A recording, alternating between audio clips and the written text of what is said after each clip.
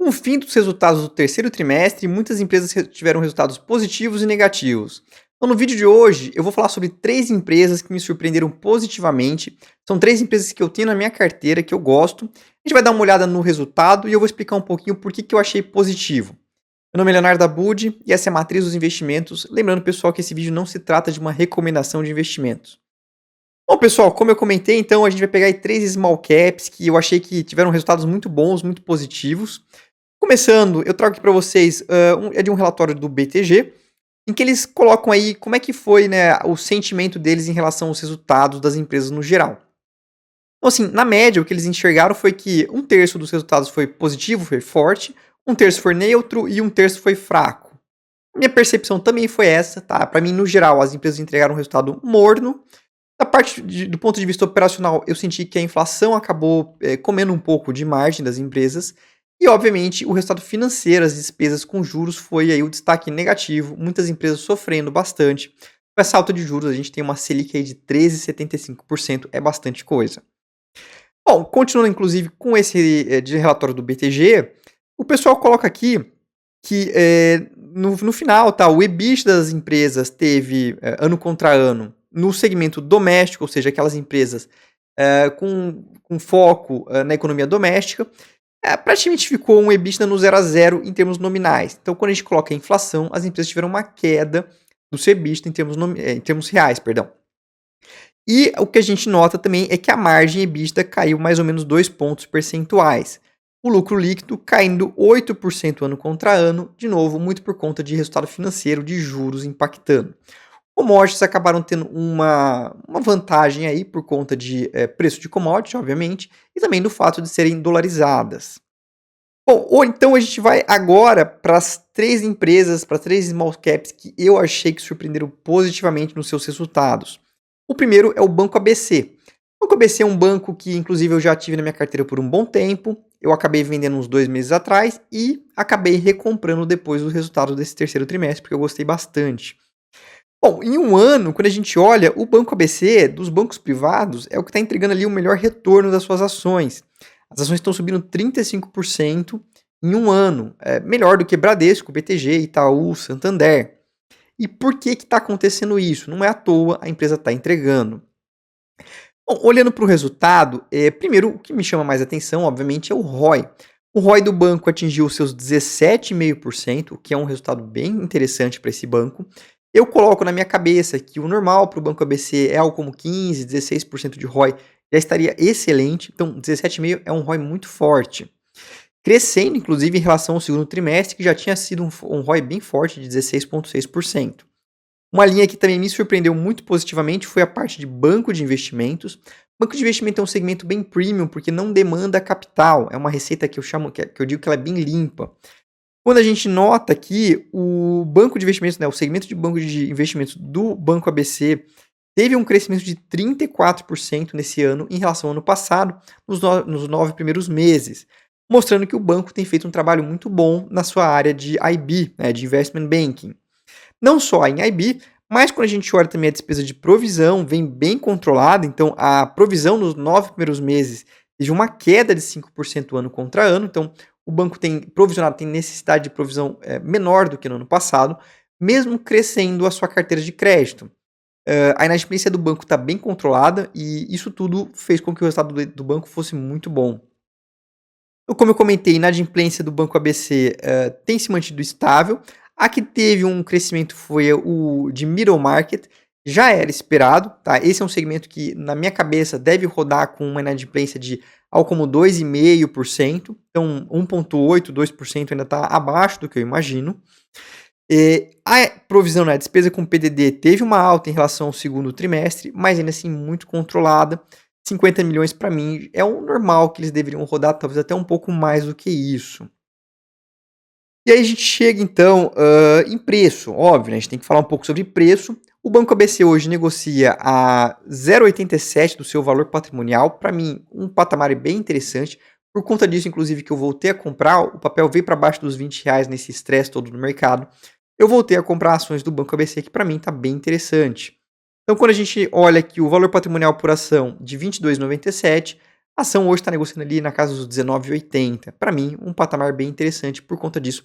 Voltei a comprar as ações do Banco ABC. Minha segunda small cap que eu gostei foi as ações da Priner.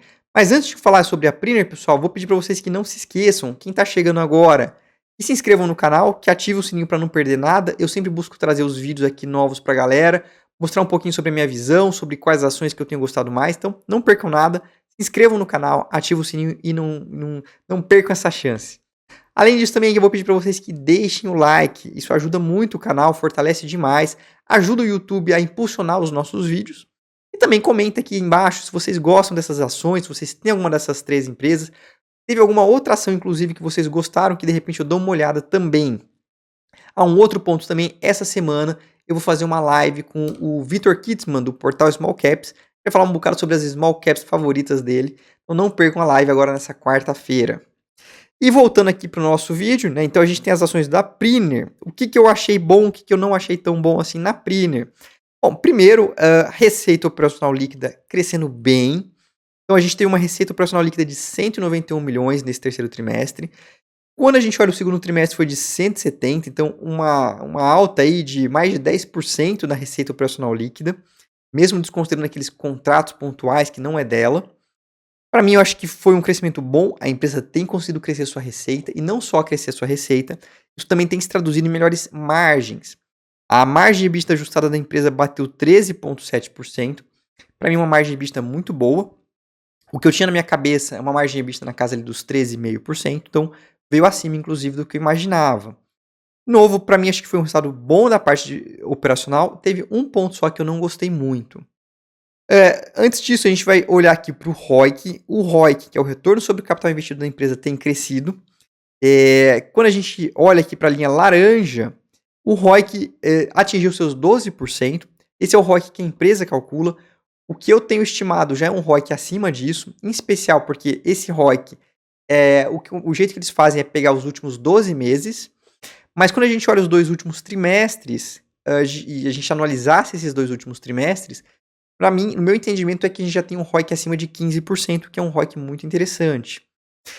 Provavelmente a gente deve ver nos próximos trimestres o contínuo crescimento do ROIC, e por conta disso eu tenho achado o resultado da Priner muito bom. Um outro ponto, da onde está vindo esse ganho de margem, eles estão ganhando eficiência.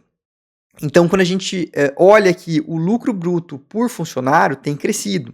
Eles têm melhorado têm conseguido ser mais eficiente, têm ganhado espaço em linhas mais rentáveis. Isso tudo tem contribuído para uma melhora de margem bruta, de ganho de eficiência e de margem EBITDA também no final. Bom, um ponto que eu não gostei foi o lucro líquido no final, me decepcionou. Então a gente teve um lucro líquido de 7,7 milhões. Minha expectativa era de um lucro líquido na casa de 9 a 10 milhões, ou seja, um lucro líquido consideravelmente maior. O que aconteceu aqui para mim foram 2 coisas que eu não tinha nos meus cálculos. Teve o bônus da diretoria que eles provisionaram nesse terceiro trimestre de 4 milhões. Eu acho justo o bônus, o pessoal tem conseguido entregar um resultado muito bom, mas eu não tinha isso na minha estimativa. E um outro ponto que esse sim tem ficado um pouco mais complicado é a antecipação de recebíveis, que é a cessão de direitos creditórios. Eles fazem adiantamento de recebíveis, eu tenho visto essa linha muito alta na despesa financeira. Se não me engano, acho que esse trimestre foi mais de 3 milhões de reais.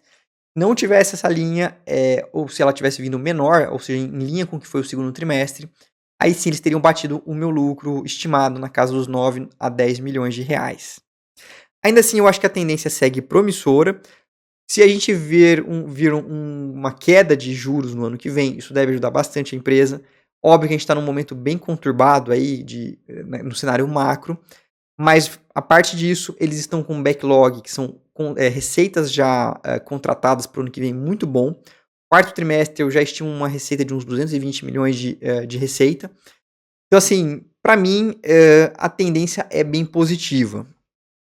E por fim, minha terceira small cap é a Ambipar. Essa é uma das minhas principais posições. Eu achei o resultado operacional da Ambipar também muito bom. Começando com a receita líquida, um crescimento de mais ou menos 15% contra o segundo trimestre, o que para mim é um crescimento muito interessante. Do ponto de vista orgânico, ou seja, desconsiderando as aquisições que ela fez, ela cresce 21% em relação ao ano passado.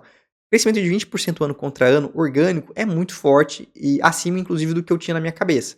O que eu tinha para Ambipar de crescimento orgânico é na casa dos 15 a 20% no máximo, ou seja, superando minhas estimativas. Um outro ponto que eu gostei também foi a margem EBITDA. Eles conseguiram recuperar a margem EBITDA em relação ao segundo trimestre. Então, no segundo trimestre, a margem EBITDA tinha vindo para 26% mais ou menos, muito impacto de combustíveis. Eles conseguiram recompor isso no terceiro trimestre, o que eu achei muito positivo. E assim, o que eu tenho visto na Ambipar, o que eu achei que pode ser um ponto negativo é o crescimento do CAPEX, que são os investimentos que têm vindo bem forte. Então pode ser, inclusive, quer dizer, pode ser não, né? Pelo que eles falaram, uma parte dessa melhora de margem tem sido também de redução de custos com terceiros. Isso porque eles estão internalizando alguns processos. E nesse processo de internalização, eles têm que investir em, por exemplo, helicóptero, transporte, enfim, esse tipo de coisa. E consome capital. Então, uma parte dessa margem EBITDA tem sido ganha a partir de investimentos e internalização de processos que antes eram dados a terceiros. Continuando aqui, um outro ponto também de atenção foi que a receita do mercado interno foi bem mais representativa. O mercado interno tem margem EBITDA melhor. Então, nesse trimestre foi 60% mais ou menos. Na minha cabeça, a Ambipar tem, de fato, entre 40% a 45% da receita é externa e o restante, entre 55% e 60%, é interna. Hoje ela tem muita operação fora do Brasil, em especial nos Estados Unidos e Canadá, e também aqui na América Latina, Chile, Colômbia. O que eu acho que é um ponto de atenção? Como eu comentei, né, a margem EBITDA do mercado externo é mais baixa. Agora, o que eu tenho achado positivo também é que eles têm conseguido ganhar margens nas empresas que eles têm adquirido. Eu esperava a margem EBITDA da Ambipar sendo abaixo do que eles entregaram agora, por conta dessas aquisições que vêm com margens piores. A tendência é que eles vão ganhando margem ao longo do tempo, conforme eles vão conseguindo absorver as sinergias.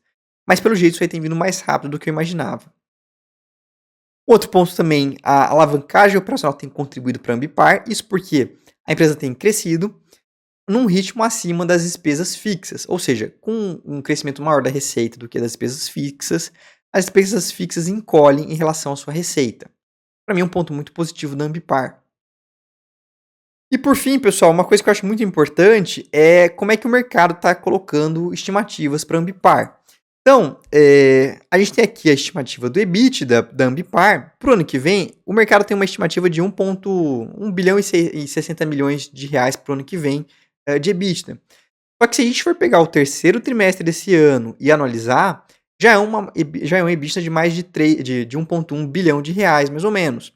Ou seja, a empresa, a tendência é que só de analisar esse terceiro trimestre, ela já entregaria esse EBITDA projetado para o ano que vem. Só que é uma empresa que tem adquirido empresas, tem conseguido ganhar sinergias e tem conseguido ter um crescimento orgânico de 20% em um ano. Ou seja, é bem provável que ele vai tranquilamente bater essa expectativa do mercado e provavelmente o mercado vai ter que revisar para cima. Em geral, quando tem essas revisões para cima de EBITDA, a empresa acaba sendo beneficiada, né? A ação acaba respondendo positivamente. Bom, pessoal, espero que vocês tenham gostado desse vídeo. Então, essas foram as 3 empresas que me surpreenderam positivamente nesse terceiro trimestre. Se você tiver alguma dessas empresas, não esquece de comentar aqui embaixo. Ou se você viu alguma outra empresa que o resultado você achou muito bom, comenta aqui embaixo que eu vou tentar dar uma olhada e de repente faço um vídeo também explicando a minha visão. Espero que vocês tenham gostado do vídeo e a gente se vê no próximo. Tchau, tchau.